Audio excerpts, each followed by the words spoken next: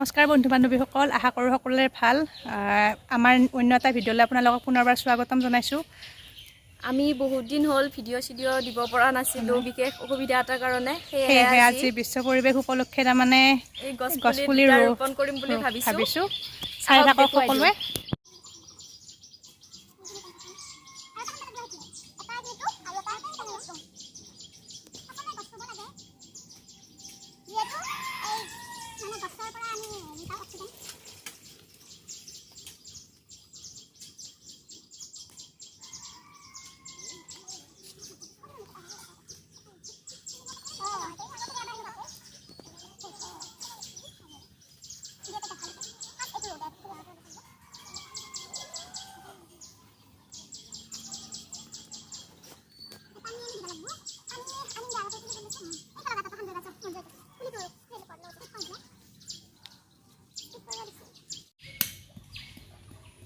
অলপ দকে খান্দি তাৰমানে ভাল হ'ব।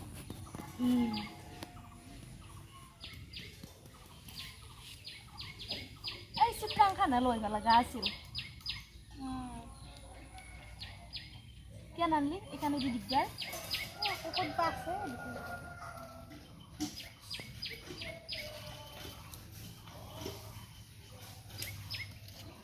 আছে অলপ ঠাণ্ডা মোৰ ভাগৰ লাগিল।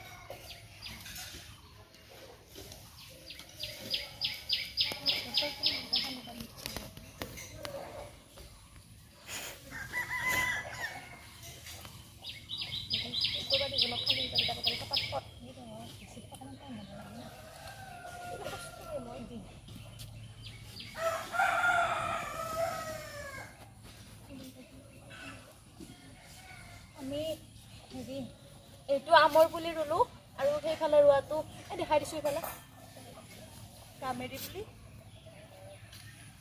পানী অলপ আনন্দ পানী অলপ দিব লাগিব, তেতিয়াহে পুলিকেইটা হ'ব। গছৰ পুলি ৰুলে কি হ'ব যদি পানী চানী নাদা পতিয়ে নকৰে, পতি চতি কৰিব লাগে অলপ।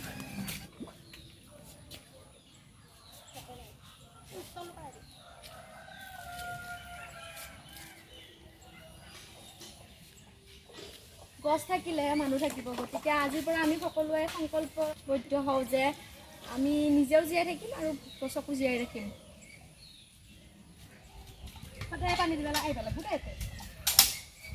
আৰু